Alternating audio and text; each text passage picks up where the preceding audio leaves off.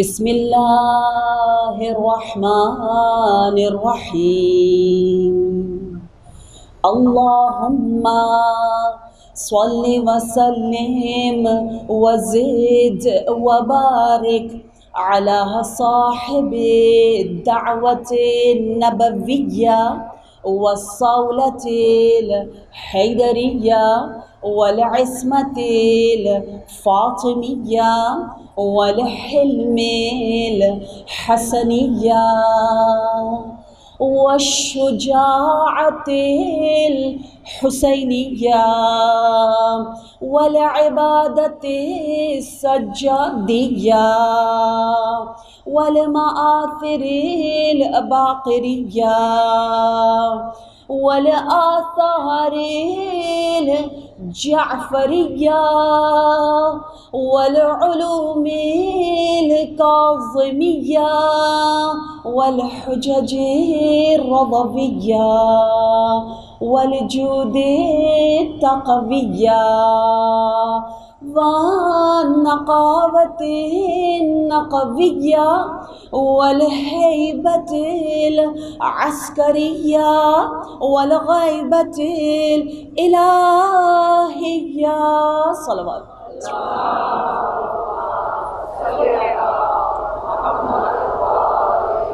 اما بعد فقد قال اللہ تبارک وتعالی فی القرآن المجید والفرقان الحمید وقوله الحق وهو أصدق الصادقين. أعوذ بالله من الشيطان الرجيم. يا أيها الذين آمنوا استجيبوا لله وللرسول إذا دعاكم لما يحييكم. صلوات.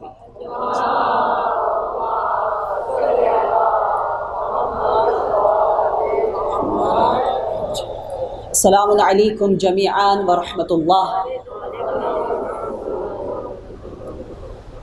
جتنا بھی ہم اپنے رب کا حقیقتاً شکر ادا کریں کم ہے کہ اس سال پھر رب نے ہمارا نام ان عزاداروں، ان آجرین رسالت جو رسالت کا اجر دینے والے ہیں ان میں محفوظ کر دیا. مجھے یہ شرف ہے کہ میں شہر مقدس قوم کریمہ اہل بیت کے جوار سے آئی ہوں اور آپ سب کے لیے خاص دعا کر کے، کیونکہ بی بی خوب جانتی ہیں کہ کیسی نیک مؤمنات اور عزادار سے میری ملاقات ہونے والی. آپ جیسے نورانی چہروں کی دیدار میرے لیے باعث سعادت ہے. اور یہ اپنا ضرور آپ ہر روز کا رویہ اور یہ طریقہ اختیار کیجیے گا. خاص طور پر میں اپنی بچیوں سے کہتی ہوں کہ ہر مجلس، خاص ایک مجلس جس میں آپ شرکت کر رہی ہیں، مجلس سے پہلے 2 عمل ضرور انجام دیجیے. نمبر 1 ایک سجدہ شکر، کیونکہ خدا چن چن کے سلیکٹڈ منتخب لوگوں کو اس افضل العبادہ میں آنے کی اذن اور اجازت دیتا ہے. خدا رب سچ مچ جب اپنے بندے کے ساتھ ایک خاص ڈیلنگ، ایک خاص معاملہ، ایک بھلائی جب کرنا چاہتا ہے، اذا اراد اللہ بعبد خیرا، کیا کرتا ہے؟ جب خاص توجہ، لطف اور نظر کرنا چاہے تو اس کے قلب اور دل میں عشق حسین، محبت حسین کے نور سے وہ دل منور کر دیتا ہے. یہ رزق بہت عظیم رزق ہے، روزی ہے، کیونکہ ان اللہ یعطی الدنیا من یحب ومن یبغض ولا یعطی الدین الا من یحب. دنیا کی نعمتیں جسے رب چاہے یا نہ چاہے دے دیتا ہے، اپنی رحمانیت کو دکھا دیتا ہے، لیکن وہ رحیمیت کا عظیم دسترخوان، وہ فرش عزا کی عبادت جو ہے وہ خاص الخاص محبوبان الہی کو حاصل ہوتا ہے۔ لہٰذا ایک سجدہ شکر 2 منٹ سے زیادہ نہیں لگیں گے، ایک سجدہ شکر کا، اور دوسرا ایک سلام، وہ سلام جو ہم وتر الموتور کو کرتے ہیں۔ وتر یعنی وہ تنہا، وہ مظلوم، وہ یکتا، وہ بے بس امام۔ زیارت عاشورہ میں آپ جیسی زائران عاشقات اہل بیت پڑھتی نا، السلام علیک یا وتر الموتور، وہ تکو تنہا مظلوم امام، کیونکہ وہ تنہا رہ گئے تھے۔ آپ بھی تنہائی میں کمرے میں ہوں، باہر اگر آپ سورہ فجر پڑھنے والی، امام حسین علیہ السلام کا سورہ فجر ہے نا، اپنی نمازوں میں اس سورہ کو آپ نے یقیناً شامل کر رکھا ہوگا۔ سورہ فجر اگر آپ پڑھنے والی ہیں تو فجر کے وقت اگر آپ چہل قدمی کرنے کے لیے باہر تشریف لے جاتی ہیں، اسی وقت آپ کربلا کی جانب رخ کریں اور یہ دروازہ آپ کے لیے کھلا ہے۔ کتنے خوش نصیب ہیں ہم، جب جہاں جس وقت نہ زمان کی قید نہ مکان کی قید، ہر وقت ہر لمحے ہر آن ہر حالت میں رب نے کہا کہ جب تیرا دل منقلب ہو رخ کربلا کی جانب کرو اور کہو السلام علیکہ یا ابا عبداللہ۔ اس لقب میں کتنی جان اور طاقت اور روح ہے، یہ پرمغز لقب ہے ابا عبداللہ الحسین۔ انفارچونیٹلی رہ گئی رسم ازاں روح بلالی نہ رہی، فلسفہ رہ گیا تلقین غزالی نہ رہی۔ ہم کہتے ہیں ابا عبداللہ، لیکن شاید سمجھتے نہیں ہیں اس کا مطلب یہ ہے کہ وہ اب ہیں، وہ پدر ہیں، وہ محسن ہیں، وہ والد ہے، اب ہے کس کے؟ ہر عبد الہی کے۔ اور دعا کریں کہ ہم عبد بن جائیں، عبد اللہ کے، کیونکہ یہی مقصد قیام حسینی ہے، اور غلامی دنیا سے آزاد ہو کر بندگی الہی کی طرف آ جائیں، یہی درد دل حسینی تھا۔ آپ بار بار زمین کربلا میں فرماتے رہیں الناس عبید الدنیا والدین لعق علی السنتہم۔ افسوس کہ دین تو صرف زبانوں پر ہے، لوگ تو دنیا کے غلام ہیں۔ یہ ہے وہ پیغام حسینی، السلام علیک یا ابا عبداللہ۔ کیا میں عبد الہی ہوں؟ اگر میں عبد ہوں، بندگی رب کر رہی ہوں، میرا کردار لا الہ الا اللہ کا نعرہ بلند کر رہا ہے، تو میں فخر سے کہوں گی السلام علیک یا ابا عبداللہ الحسین۔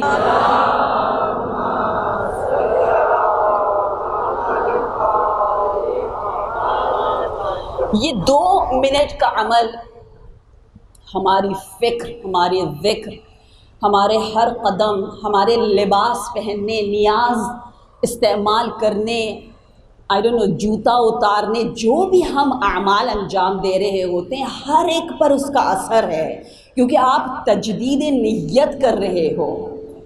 روایات میں ہے کہ پبلک پلیسز میں، اجتماعی جگہوں پر اگر کوئی چیز رکاوٹ بن رہی ہے بندگان الہی کے لیے، اور آپ اس چیز کو ہٹا دیں اور لوگوں کے لیے آسانیاں پیدا کریں، تو وہ چیز ہٹانا، اس زمانے میں مثال دی کہ کوئی کانٹا، کوئی پتھر اٹھا رہا ہے، اس زمانے میں کوئی ڈسپوزیبل چیز ہے، کسی کا جوتا پڑا ہے، آپ ذرا سا احترام سے ہٹا رہے ہیں۔ حدیث کہہ رہی ہے کہ لوگوں کے لیے آسانی پیدا کرنا، اس جوتے کو ہٹا کے سائڈ پہ کرنا یا اس پتھر کو ہٹانا، رب ذوالجلال کے نزدیک 400 آیات الہی پڑھنے کے برابر ہے۔ یہ ہے دین اسلام، عملی دین، پریکٹیکل دین۔ لہٰذا یہ عمل سجدہ اور سلام یقیناً وضو میں تو تمام مؤمنات ہوتی ہیں، 40 دن تک اگر آپ ادھر ادھر کم دیکھیں، تھوڑا فوکس رہیں، کیونکہ اتنی حسین درسگاہ میں تو آپ تشریف لاتی ہیں، آپ کا نام لکھ دیا گیا، اس کی کوالٹی کو ہم تھوڑا سا اور بڑھا دیں، اس طرح بڑھائیں کہ باتیں کم کریں، تھوڑا کھائیں کم، ادھر ادھر کم دیکھیں، فوکس رہیں، وضو کی حالت میں رہیں اور اس ذکر افضل العبادہ میں مصروف رہیں۔ شاید آپ جب گھر سے باہر قدم اٹھا رہی ہیں تو ام الحسین آپ کی ہمراہی فرما رہی ہوں گی، کیا معلوم کون سا ولی خدا آپ کے نیکسٹ بیٹھا ہوا ہے، آپ کو کیا معلوم۔ وضو وہ نور ہے، وضو کے بارے میں حدیث میں ہے کہ الوضوء وسمۃ المؤمنین، مومنوں کے لیے وسم متوسم کہتے ہیں، وہ مارک، جیسے دنیا میں لوگ مارک شدہ چیزیں پہنتے ہیں نا کہ اس فلاں مارک کا لگا ہوا ہے، یہ مارک اور برانڈڈ ہے، کہتے ہیں اگر مومن کا وسم کو دیکھنا ہے، اس کے مارک کو دیکھنا ہے تو وہ مارک وضو کا ہوگا، اور قیامت کے دن ایسا نور یہ وضو لے کر آتا ہے، باقاعدہ حدیث میں ہے کہ ان کے چہروں سے غر المحجلین ہوں گے، پیشانیوں سے نور نکل رہا ہوگا، اور ان کی پہچان کا وسیلہ وضو کا نور ہوگا۔ اس لیے ہم اپنے آقا کو، اپنے مولا کو کہتے ہیں نا، مولا کائنات، امام العارفین، قائد الغر المحجلین، کہ میرے آقا، میرے مولا امام علی قائد ہیں، امام ہیں ان کے جن کی پیشانیوں سے نور ٹپک رہا ہو۔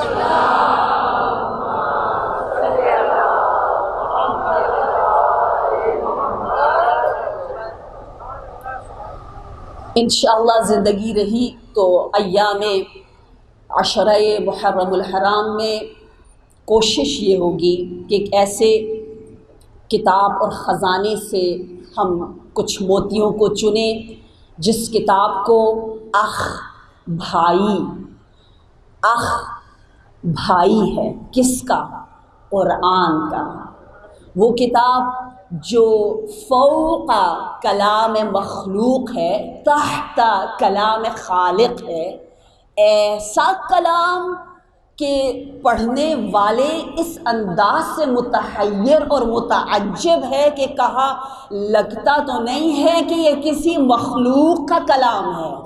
وہ کلام جس کلام کو پڑھنے کے بعد تمام محب و مبغض، دوست و دشمن سب نے کہا لگتا ایسا ہے کہ کلام امیر الکلام نہج البلاغہ، اس میں ایسے خطبے ہیں، لگتا یوں ہے کہ جب کائنات بن رہی تھی تو علی ابن ابی طالب وہاں موجود تھے، ایسے توحید پر، تخلیق پر تمام وہ معلومات موجود ہے کہ انسان حیران رہ جاتا ہے۔ اس لیے ابن ابی الحدید معتزلی نے کہا کہ جس طرح قرآن کے کچھ سوروں اور آیات پر سجدہ واجب ہے، اور بہترین شرح معتزلی اسکالر نے لکھی ہے نہج البلاغہ پر، 20 والیوم سے زیادہ ہے، 20 جلدوں سے زیادہ، بہترین ہے، ہر شیعہ مفکر کے گھر میں موجود ہے۔ کہتا ہے جس طرح قرآن کی آیات پر سجدہ واجب، خدا کی قسم خطبات علی کے خطبوں میں سے کچھ خطبے ایسے ہیں کہ لگتا ہے سجدہ واجب ہے کرنا، اگر فصحاء عرب کو بلایا جائے تو کوئی سجدہ کیے بغیر نہ رہ سکے گا۔ تو نہج البلاغہ وہ کتاب جو ہماری انشاءاللہ زندگی کا حصہ بنے، اور ساتھ ساتھ جمال الہی، ایسی خواتین، ایسی رول ماڈل جو کہ آج کل کے ماڈرن زمانے میں جن کو ہم انشاءاللہ اپنی زندگیوں کے لیے اسوہ، اپنی زندگیوں کے لیے قدوہ، رول ماڈل بنا سکے۔ بہت سی فیسینیٹنگ فیمیل صحابیات ہیں، شاعرات ہیں، مجاہدات ہیں، راویات ہیں، جنہوں نے اتنے عظیم کارنامے انجام دیے کہ انشاءاللہ ہر روز ایک صحابیہ کا ذکر اور نہج البلاغہ کے اس عظیم بحر عمیق سے انشاءاللہ کچھ موتی ہم چنیں گے۔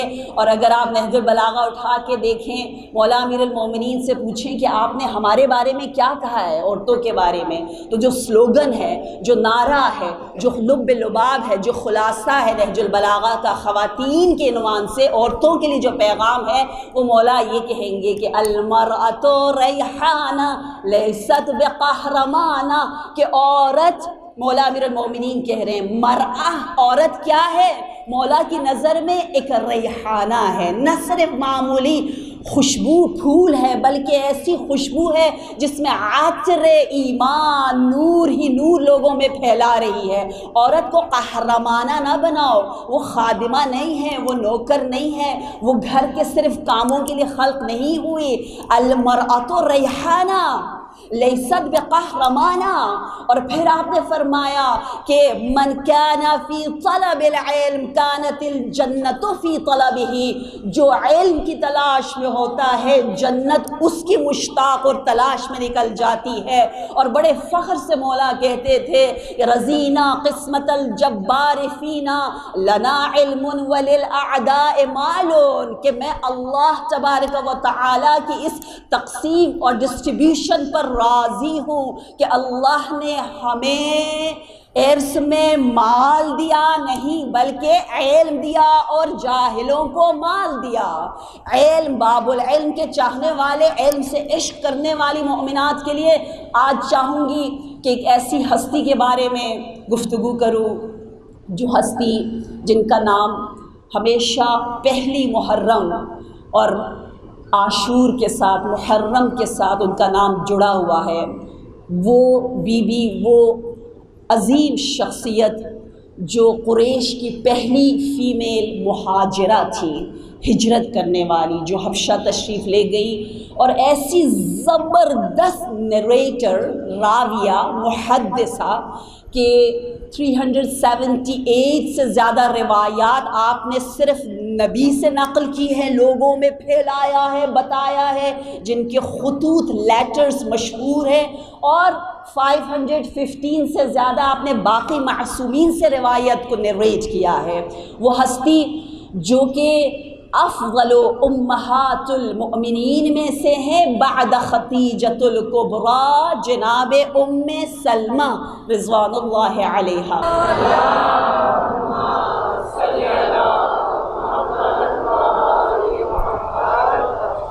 بچپن سے ہی آپ سب نے سن رکھا ہوگا وہ امانت، وہ معجزہ، وہ خاک کربلا، جو جنت کی خاک۔ شاید ہم زیادہ اس کو دیکھ کر کے اس کے بارے میں سوچتے نہیں ہیں کہ کیا وجہ ہے۔ بہت سے مرد تھے، بہت سے اصحاب موجود تھے، اتنا بڑا معجزہ، اتنی بڑی امانت میرے نبی نے ایک عورت کو دے دی نا۔ یہ انتخاب کتنا پیارا انتخاب ہے۔ بہت سے لوگ موجود ہیں، لیکن جناب ام سلمہ کا انتخاب کس لیے ہوا؟ یہ انتخاب لیاقت اور اس منزلت اور اس شان کے مطابق ہوتا ہے نا۔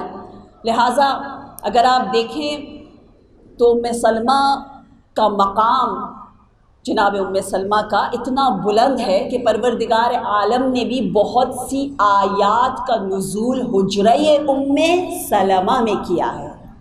بہت سے سوالات جب بی بی پوچھتی تھی نبی سے، جواب میں آیتیں نازل ہوتی تھی۔ سورہ آل عمران آیت نمبر 195 وہ آیت ہے جس کے بارے میں جناب ام سلمہ نے سوال کیا تھا۔ ازواج رسول میں جو سب سے زیادہ جنگوں میں شریک ہوئی، نبی کی ہمراہی جنہوں نے حاصل کی، وہ خندق ہو، خیبر ہو، صلح حدیبیہ ہو، فتح مکہ ہو، غدیر ہو، ہر جگہ بی بی نظر آتی جناب ام سلمہ۔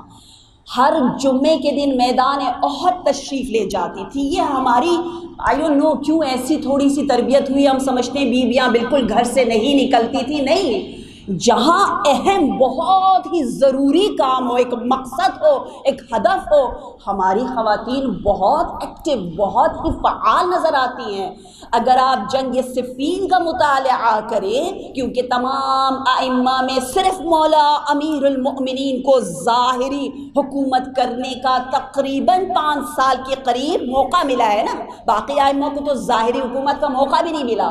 تو عصر جو زمانہ مولا امیر المومنین کا ہے، اس میں آپ بہت اچھے انداز سے سمجھ سکتے ہیں کہ عورت کا کیا مقام تھا سوسائٹی میں، اجتماع میں، کیونکہ مولا نے جس انداز سے جنگ صفین میں خواتین کو تشویق، ترغیب، انکریج، ان کے خطبات، ان کے اشعار، ان کی پوئٹری اور ان کا مناظرہ، ڈیبیٹ کرنا، ہر روز آپ کو بتاؤں گی سودا کون ہے، رمیسہ کون ہے، حبابہ والبیہ نے کیا عجیب کرامات دکھائے حب امیر المؤمنین میں، حولہ جو جناب خدیجۃ الکبریٰ کی بہت ہی عزیز دوست تھی، ان کے بارے میں آپ کو بتاؤں گی۔ وہ بزنس ویمن بھی ہیں، ساتھ ساتھ روایتیں بھی نقل کر رہی ہیں، تبلیغ دین بھی کر رہی ہیں، معاشرے میں ایکٹیو بھی ہے۔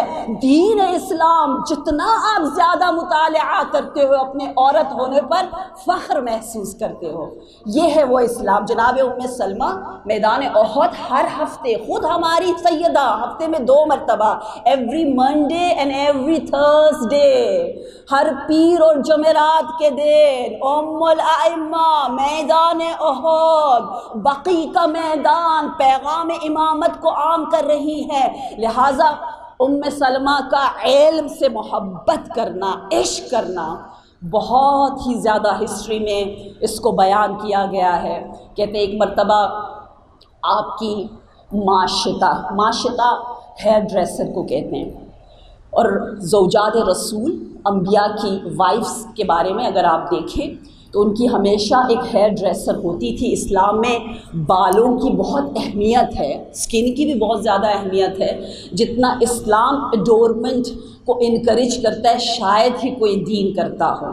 اسلام اہل بیت کی پیغام کی تعلیمات جو ہیں وہ ہم سے سچا پیار کرتی ہے نا، وہ دکھاوے والا ظاہری روکھا سوکھا پیار نہیں ہے، وہ سچا جینوئن پیار۔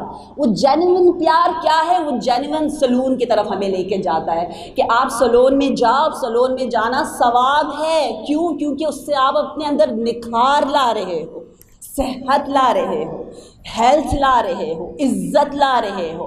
اور جناب ام سلمہ کی جو ماشطہ ہے، جو ان کے بال بنا رہی ہیں، میں نے اپنی کتابوں میں لکھا ہے، جناب خدیجۃ الکبریٰ کی ماشطہ، ام ظفر کا میں نے ذکر کیا ہے، زوجہ حزقیل کی ماشطہ کا بھی ذکر ہے، اور جناب آسیہ کی ماشطہ ہیئر ڈریسر کا ذکر ہے۔ اس لیے حدیث میں ہے الشعر الحسن کسوۃ من کساء اللہ، کے اچھے بال اللہ کے گارمنٹ میں سے ایک گارمنٹ ہے، کسوۃ اللہ کا لقب ملا ہے۔ اور حدیث میں فَأَكْرِمُوهُ، اس کا احترام کرو، ان بالوں کا احترام کرو۔ تو کبھی کبھی انسان ڈر جاتا ہے، یا اللہ یہ امانت ہے، ان کا خوب خیال رکھنا ہے، ان کو رف اور ایسی گندا چھوڑنا نہیں ہے، جس طرح سکن کے بارے میں ہے بالوں کے بارے میں بھی ہے۔ اور بتایا گیا ہے کہ مسلمان محب اہل بیت جو ہیں خواتین، وہ ہمیشہ بہت اچھا تیار ہوتی ہے اور اچھے انداز سے اپنے جسم کا بھی حکم الہی سے خیال رکھتی ہے۔ بالوں کو گرے نہ رہنے دے، جیسے بال سفید ہو رنگ کرنا ثواب ہے، جوان دکھنا ثواب ہے، تیار ہونا ثواب ہے، اچھا لگنا ثواب ہے۔ تو ماشطہ جناب ام سلمہ کہتی ہیں کہ میں نے ہمیشہ اس بات کو لحاظ میں رکھا، نوٹ کیا کہ جیسے ہی حجرہ ام سلمہ، کیونکہ مسجد سے یقیناً ملا ہوا ہے، جیسے نبی آواز بلند کرتے، کوئی حدیث فرمانے کے لیے اپنے لبان اقدس کو جنبش میں دیتے، بسم اللہ الرحمن الرحیم یا ایھا الناس کہتے، جناب ام سلمہ کہتی چھوڑ دو مجھے، عشق اور محبت کے ساتھ فوراً وہ حدیث اپنے دل و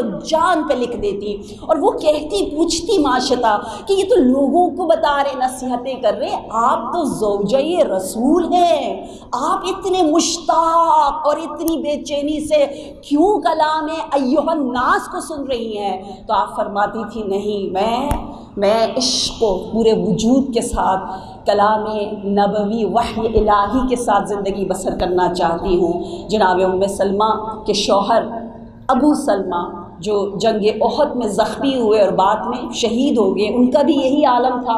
وہ بھی بہت حدیث نبوی سے محبت کرتے تھے۔ ایک مرتبہ ابو سلمہ نے ایک حدیث سنائی اپنی زوجہ کو، ام سلمہ کو۔ وہ حدیث یہ تھی کہ میرے نبی فرماتے ہیں، محمد مصطفیٰ صلی اللہ علیہ وآلہ وسلم، کہ جو پروردگار عالم جس شخص سے بھی کوئی امتحان، کوئی آزمائش، کوئی مصیبت کسی شخص پر آ جائے اور اس مصیبت کے مقابلے میں حقیقتاً وہ کہے، سمجھ کے کہے، اس کی آئیڈیالوجی یہ ہو، اس کی سوچ یہ ہو کہ انا للہ وَإِنَّا إِلَيْهِ راجعون۔ ہم میں سے اکثر فیل ہو جاتے ہیں، ہم فیل ہیں، ہم سب فیلیئرز ہیں۔ اسی لیے تو اضطراب، بے چینی، تڑپ، پریشانی، غم، دکھ، ڈپریشن بڑھتا جا رہا ہے، کیونکہ ہمیں سمجھ ہی نہیں آیا کہ کہاں سے آئیں، کہاں جانا ہے، وطن کہاں ہے۔ جیسے میں ادھر آئی اور آتے ہی کہوں میرا بستر کہاں ہے، میں نے آرام کرنا ہے، آپ سب ہنسیں گے، کہیں گے راضیہ آپ کون سے تشریف لائی ہیں، سونے کے لیے؟ نہیں، آپ یہاں پر ہمارے ساتھ کچھ گفتگو کریں۔ اگر میں بستر کی تلاش میں رہوں، کھانے کی تلاش میں رہوں، تو آپ سب ہنسیں گے نا کہ کیا بے وقوف خاتون ہے یہ، اس کو پتہ ہی نہیں ہے وہ آئی کیوں ہے اس مقام کی طرف۔ کبھی کبھی ہم ایسی حرکتیں کرتے ہیں، فرشتے ہنس پڑتے ہیں کہ یہ دنیا دار جزا تو صرف نہیں ہے۔ ہم کہتے ہیں نا، ہائے اتنا کیا ملا، کوئی اپریشیٹ ہی نہیں کرتا۔ کیا یہی دار جزا ہے؟ کیا فائدہ اتنی دعائیں کی، کیا فائدہ اتنی جوانی دے دی، کیا ملا؟ کچھ نہیں ملا۔ سب کچھ یہی لینا چاہتے ہیں نا ہم لوگ، بھول جاتے ہیں کہ یہ دار جزائے کامل نہیں ہے، یاد ہی نہیں رہتا۔ ابو سلمہ کہہ رہے ام سلمہ سے کہ اگر کوئی مصیبت ہم پر آئے اور ہم سمجھ جائیں کہ ہم للہ ہی ہیں اور الاللہ ہی ہیں، اور اس کے بعد اللہ سے دعا مانگے کہ بار الہ یہ مصیبت جو مجھ پر آئی، جو امتحان، اس کے بدلے میں مجھے اس سے بھی بہتر کوئی چیز دینا، تو پروردگار عالم اس سے بہتر کوئی چیز دیتا ہے۔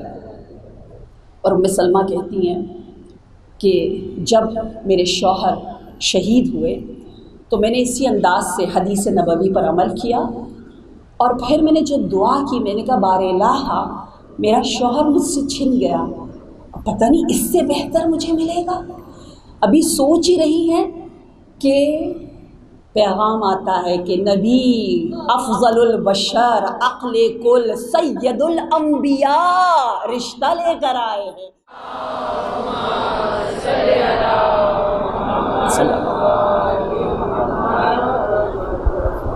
اور آپ کی عقل، آپ کی درایت، آپ کے مشوروں پر نبی عمل کرتے تھے۔ نہج البلاغہ میں بھی تاکید کے ساتھ ہے کہ عورتوں کے مشوروں پر عمل کرو، یہ ہمیں بتایا جاتا ہے نہ کرو، قرآن کہہ رہا ہے عمل کرو۔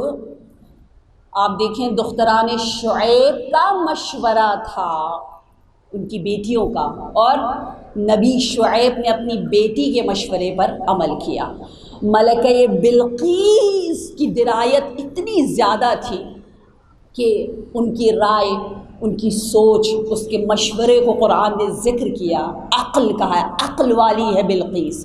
اور جناب ام سلمہ کا مشورہ کیا تھا؟ کہتے ہیں صلح حدیبیہ کے بعد جب نبی نے اصحاب سے کہا کہ اب ہمیں واپس جانا ہے، قربانی کریں، سروں کو تراش لیں، تو اصحاب نے وہ مانعت کی، کوئی کہنا نہیں مان رہا تھا۔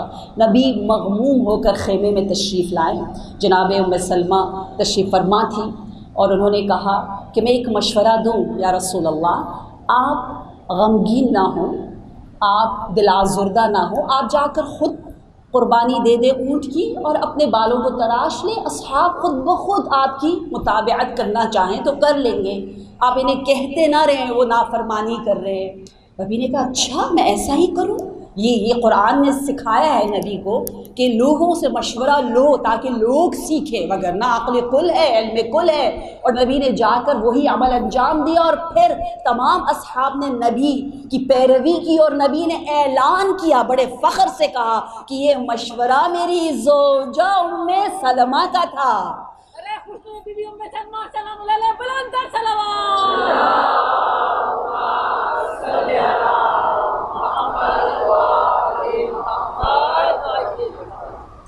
گوشت و پوست و رگ رگے زوجہ رسول ام سلمہ میں حب اہل بیت، عشق اہل بیت، خاص طور پر مولا امیر المؤمنین سے جو محبت، جو ایثار، جو فداکاری جناب ام سلمہ نے کی ہے. تاریخ میں لکھا ہے ام سلمہ جو سرپرست ہیں جناب فاطمۃ الزہرا کی خدیجۃ الکبریٰ کے بعد، جو افضل امہات المؤمنین بعد خدیجۃ الکبریٰ ہے، جو جنہوں نے طولانی ترین عمر گزاری ہے. جناب عائشہ نے بڑی تعریفیں کی ہے، کہا ہے ام سلمہ آپ زوجہ رسول میں سے پہلی زوجہ ہے جنہوں نے ہجرت کی اور ہجرت کے واقعات کو نقل کیا. آپ ہی وہ بیوی ہیں، وہ زوجہ ہے جن کے گھر کو نبی چنتے تھے بیت المال کے تقسیم بندی کے لیے. آپ کے گھر میں آیت تطہیر کا نزول ہوا، آپ کے گھر میں عزائے حسین ابن علی مجلس حسین جبرائیل پڑھا کرتے تھے. وہ حجرہ، وہ گھر جس طرح مولا امیر المؤمنین نے جناب خدیجۃ الکبریٰ کے بارے میں فرمایا ہے، کچھ اشعار ہے اور کہا ہے اے خدیجہ تو ہی وہ خاتون ہے محذبۃ قد طیب اللہ خیمہا، کہ اللہ نے تیرے گھر کو بہت سی آیات اور بہت سے نیک کاموں کے لیے چنا. بہت سے گھر مکہ میں موجود تھے لیکن بیت خدیجہ، خانہ خدیجہ، منزل ام البتول، بہت سے نیک کاموں کے لیے انتخاب ہو رہا ہے. یہی چیز ہمیں ام سلمہ کے حجرے کی ملتی ہے بعد خدیجۃ الکبریٰ. لہٰذا آپ کے بارے میں ہے کہ آپ مونس تھی، ہمدم تھی، ہم راز تھی جناب فاطمۃ الزہرا سلام اللہ علیہا کی.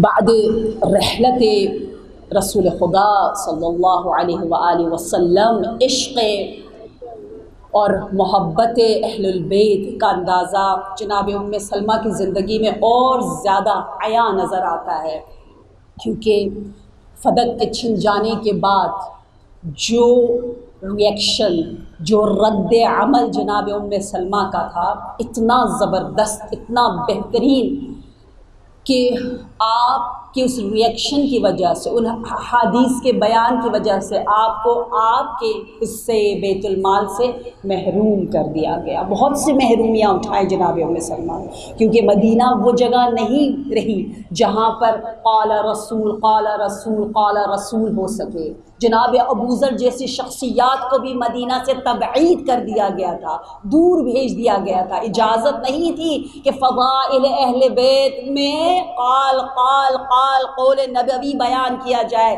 لیکن کیا کہنا جناب ام سلمہ کا، اتنی ریسٹرکشن کے باوجود بھی آپ نے خلیفہ وقت کو کہا اے خلیفہ وقت تو کس ہستی کے ساتھ اس انداز سے گفتگو کر رہا ہے، کس کا ارث چھین رہا ہے؟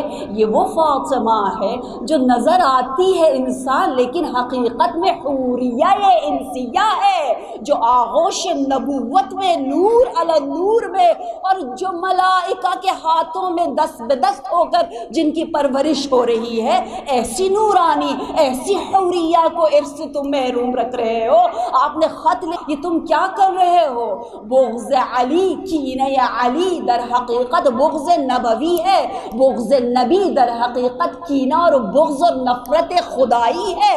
وہ تمام احادیث جس کو بیان کرنا اتنا اس کٹھن حالات میں مشکل تھا، جناب ام سلمہ نغمہ قصائد اہل بیت کو گاتی رہی، بتاتی رہی. اور یہاں تک کہ لکھا ہے اس لیے جب بھی امیر المؤمنین کوفہ چھوڑ کر، کوفہ کی طرف مدینہ چھوڑ کر جاتے تھے، جناب ام سلمہ سے خدا حافظی کرتے تھے. جناب ام سلمہ کو اپنا اسلحہ بھی دیتے، کتابیں بھی دیتے. نہایت باوثوق، بامعتبر شخصیت. دیکھیں اسلام میں عورت کا مقام سمجھ میں آ رہا ہے نا کہ کیا مقام ہے، کہ تمام چار معصومین، چار اماموں نے اپنی امانتیں جناب ام سلمہ کو دی ہیں. امانتیں، کتابیں بھی ہیں اس میں موجود، علم بھی ہے اس میں موجود، اور ان امانتوں کو ام سلمہ نے اپنے پاس رکھا ہے۔ یہ ہے وہ اسلام۔ اور پھر آپ دیکھیں، آپ کا غلام بھی کہتے ہیں اس زمانے میں سب علی، نعوذ باللہ، لعنت بھیجنا عام تھا۔ شہر مدینہ ہے، منبر رسول ہے، ذکر الہی کے بعد نبی پر درود بھیجتے تھے، اور اس کے بعد یہ واجب تھا کہنا کہ لعنت کرے اس پر جنہوں نے ان چیزوں کو عام کیا۔ لعن کرنا واجب تھا مولا امیر المؤمنین پر، نعوذ باللہ۔ ایسے دور میں ان کا غلام بھی کام کرتے کرتے کہتے یہی اعمال انجام دیتا تھا۔ جناب ام سلمہ تبلیغ کرتی رہیں اور سمجھاتی رہیں، یہاں تک کہ بہت سے لوگوں کو عشق علوی کی طرف لے کر آئی۔ یہ ہے وہ دین اسلام۔ اور اس لیے ہم دیکھتے ہیں کہ توعا بہت سے گھر ہیں کوفہ میں، لیکن سفیر حسین کو پناہ ایک عورت نے دی نا، سارے مرد پیچھے رہ گئے۔ اگر آپ شہر بصرہ دیکھیں، شہر بصرہ میں بھی اتنے کرٹیکل سچویشن ہے کہ کوئی امام حسین کی نصرت نہیں کر سکتا، سخت پابندیاں ہیں، لیکن دوبارہ ایک گھر مرکز بن رہا ہے، انجمن حسینی۔ لوگ آ کر وہاں میٹنگز کرتے ہیں، وہاں آ کر لوگ وہیں پر مل کے وہاں سے کافی لوگ کربلا کی جانب آئے، اصحاب ہفتہ دو تن میں سے بنے۔ وہ گھر بھی ایک عورت کا ہے، ماریہ کا گھر بصرہ میں مرکز ہے، انجمن حسینی ہے۔ توعا کا گھر کوفہ میں بہترین میزبانی کر رہا ہے سفیر حسین کے لیے۔ درۃ الصدف ایک 17 ایئرز کی بچی ہے جو شہر حلب میں مولا امام حسین کے سر اقدس کے لیے جہاد کرتی ہے، اور تمام ٹینز جمع ہو کر 2 جوان بچیاں جو ہے امام کا سر واپس لینا چاہتی ہیں اشقیاء سے۔ خواتین کا کردار ایک سے ایک بے مثال۔ یہ ہے وہ اسلام، یہ ہے وہ کربلا، یہ ہے وہ قیام جو قیامت تک کے لیے ہمارے لیے مشعل نور اور ایمان ہے۔ اس لیے آپ دیکھیے کہ جو خاک شفا، خاک جنت جو جناب ام سلمہ کے ہاتھوں میں ہے، یہ نہایت ہی اعتبار کے ساتھ میں آپ کو سنا رہی ہوں کہ جو مجلسیں ماشاءاللہ سے برگزار ہوتی ہیں، جو منتظمین زحمت کرتے ہیں، گھر گھر جگہ جگہ میں مجلسیں ہوتی ہیں، بے مثال ہے۔ مجھے زندگی میں پہلی مرتبہ اپنے وطن میں مجلس پڑھنے کا موقع ملا۔ 20-25 سال سے میں ہمیشہ باہر جاتی تھی، اور میرے لیے یہ قابل فخر ہے مؤمنات اور آپ جیسی محب اہل بیت کے ساتھ پہلا عشرہ یہاں گزار رہی ہوں۔ آپ اپنی قدر و قیمت کو جانیے، آپ کے پاس کتنی عظیم امانت ہے۔ ام سلمہ امین خاک شفا، امین ہے نا وہ، خوب امانت داری کی، حب اہل بیت کی امانت داری۔ میرے نبی بار بار کہتے تھے، اے میرے چاہنے والوں، صبح بھی صدقہ دو، شام کو بھی صدقہ دو، کثرت سے صدقہ دو۔ لوگ کہتے تھے یا رسول اللہ کیسے دیں، اتنا صدقہ کہاں سے لائیں؟ تو آپ فرماتے تھے صدقہ صرف مالی تو نہیں ہوتا، صدقہ قلبی بھی ہے، صدقہ لسانی بھی ہے۔ اگر ان دلوں کو حسین ابن علی آل حسین کی محبت سے بھر دو گے، مودت فی القربہ سچے معنی میں دلوں میں ہو تو یہ دلوں کا صدقہ ہے۔ اگر زبان پر درود پر محمد آل و محمد جاری ہو جائے تو وہ زبان کا صدقہ ہے۔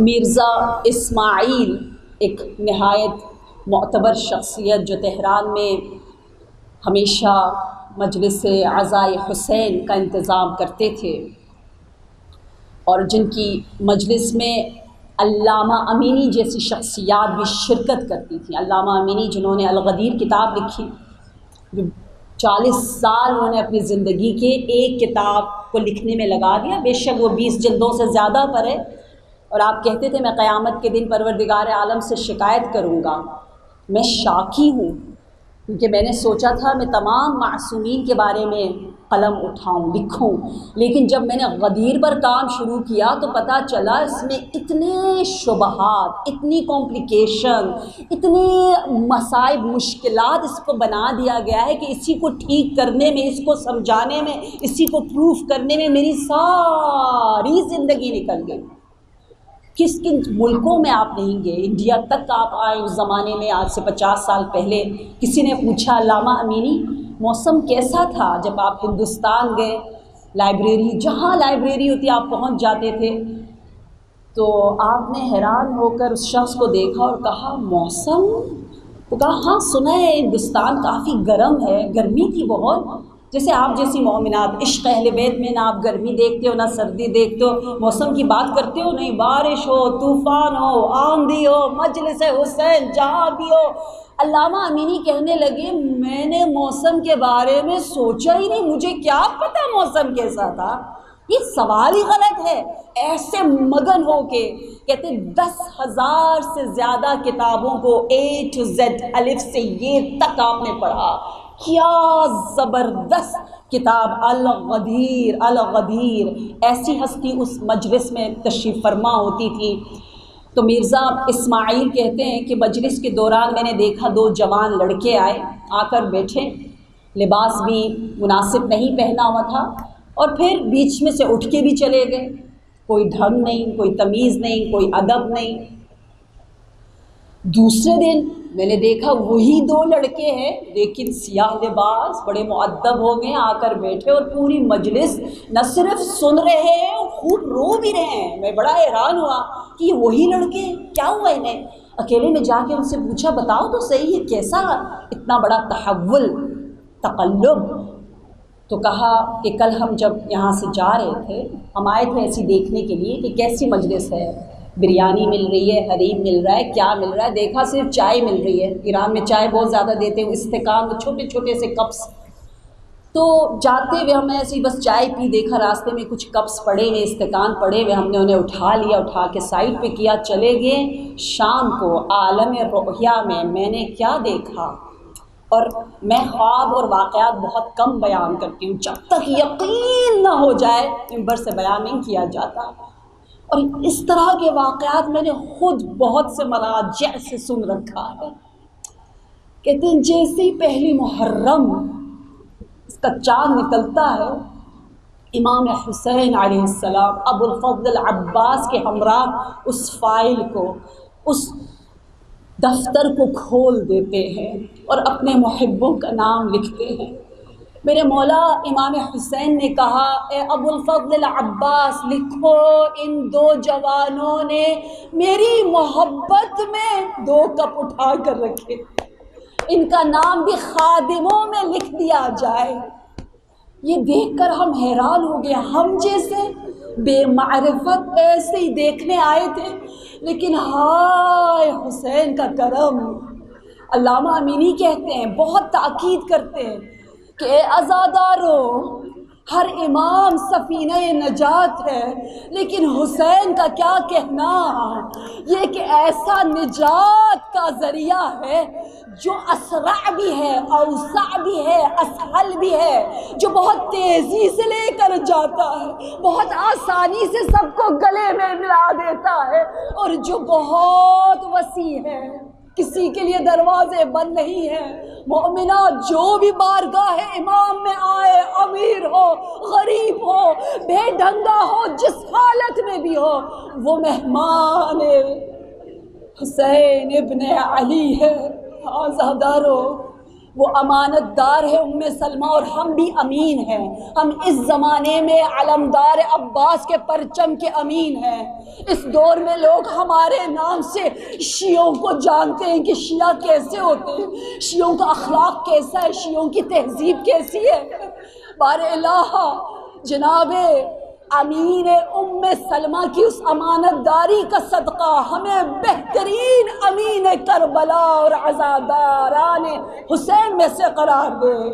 وہ خاک جو جناب ام سلمہ کے پاس امانت کے طور پر ہے، عزادارو، مدینہ کی پہلی مرثیہ خان ام سلمہ، بعد کربلا جس نے سب سے پہلے نوحہ پڑھا، گریہ کیا، آواز بلند کی۔ پتہ ہے نا امام حسین کے عشق میں آواز بلند کرنے کا بھی ثواب ہے، معلوم ہے نا آپ کو؟ ہم اور آپ نہیں جانتے ہماری کیا قیمت ہے، فرشتے کس رشک سے آپ کو دیکھ رہے ہیں، ان کی تمنا ہے، جبرائیل کہتے ہیں میری تمنا ہے کاش میں انسان ہوتا تو عزاداری حسین ابن علی کرتا، میں خادم بنتا حسین کے عزاداروں کا۔ عزاداروں، جناب ام سلمہ کے پاس وہ خاک موجود ہے، اور کیا دیکھتی ہیں کہ حسین تشریف لائے ہیں، کہہ رہے ہیں اماں مجھے راہ کی طرف جانا ہے۔ یہ سنتے ہی ماں تڑپ گئی۔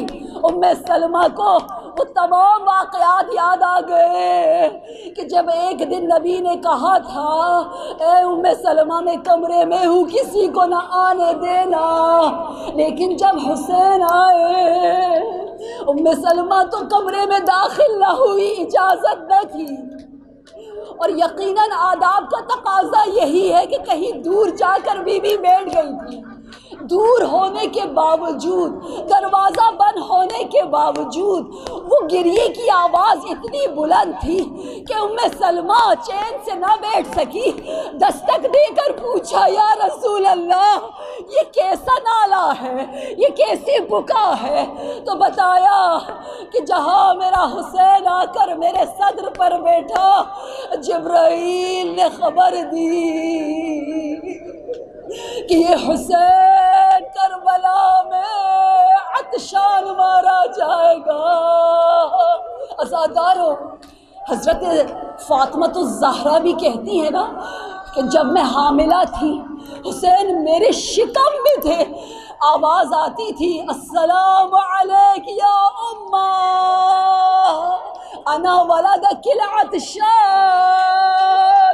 سلام ہو اس ماں پر جس کا بیٹا پیاسا مارا جائے گا، السلام علیک یا اماں انا العریان، سلام ہو اس ماں پر جس کا بیٹا بے لباس ہوگا، السلام علیک یا اماں انا السحقاق، اے ماں میری لاش کو پامال کیا جائے گا۔ آزادارو چلے مدینہ چلے، 28 رجب کو مدینہ میں ایک عجیب کوہرام بپا ہے، صرف حسین ودا نہیں کر رہے بلکہ حسین کے ساتھ نائبہ زہرا زینب بھی ہے، نائب امام حسن قاسم بھی ہے، علی کے نائب علی اکبر بھی ہے۔ آپ ذرا مجھے بتائیے حسین ابن علی کے بعد اب کون مدینہ میں قبر فاطمہ الزہرا پر جائے گا؟ وہ قبر جو مخفی ہے، جس کا علم صرف امام کو ہے، وہ بے رونق قبر۔ اس لیے میرے امام شب 28 رجب کو ایک مرتبہ نہیں کہتی، 3 مرتبہ ودا کرنے گئے۔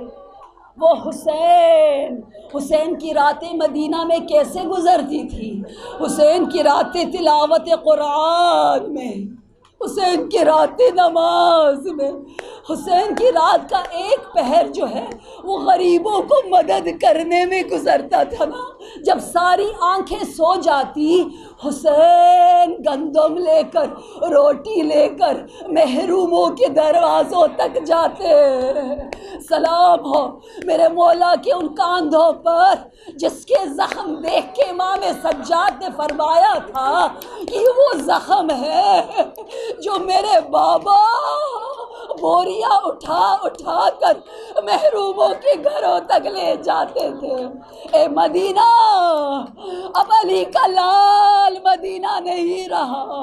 اے یتیموں، اب ایک مرتبہ پھر تم یتیم ہو گئے۔ اے بیواؤں، اب کوئی راتوں کو نہیں آئے گا۔ حسین جا رہا ہے، حسین جا رہا ہے۔ آزادارو مولا نے وہ قافلہ سجایا جو قافلہ مدینہ سے کربلا کی جانب جا رہا ہے۔ شاید بہن بھائی نے بیٹھ کر یہ گفتگو کی ہو، زینب کبریٰ سے بھائی نے یہ کہا ہو کہ آؤ اپنی اپنی ذمہ داریوں کو بانٹ لیتے ہیں۔ اے زینب، میں مدینہ سے کربلا تک کا سفر سالار ہوں، کربلا سے پھر مدینہ تو نے لے کر آنا ہے۔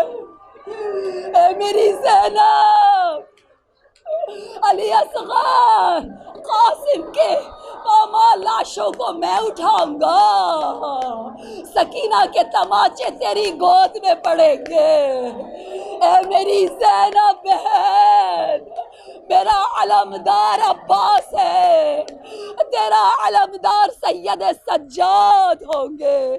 سید سجاد شہید بھی ہے، اسیر بھی ہے۔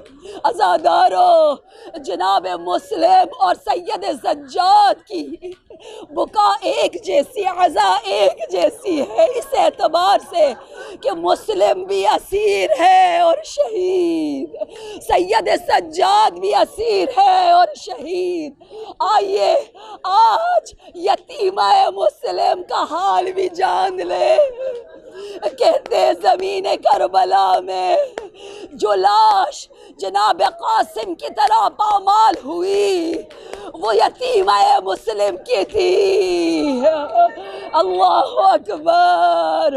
عزادارو، صرف کربلا میں امام حسین نے مڑ مڑ کے علی اکبر کو نہیں دیکھا، بلکہ جب قافلہ چلا مدینہ سے تو امام حسین مڑ مڑ کے دیکھتے ہیں۔ کیا دیکھا کہ بیمار بچی لڑکھڑاتے ہوئے آ رہی ہے، اور آ کر علی اصغر سے ایک بار پھر ودا کیا۔ اب علی اصغر جب جناب صغریٰ کی گود میں ہے تو واپس نہیں جاتے ماں کی طرف۔ امام حسین تشریف لائے، کان میں کہا، اے میرے ننھے مجاہد علی اصغر، اگر تیری قربانی نہ دی تو کربلا کی قربانی ادھوری رہے گی۔ علی اصغر فوراً ماں کی گود کی طرف لپکے۔ انا للہ و انا الیہ راجعون۔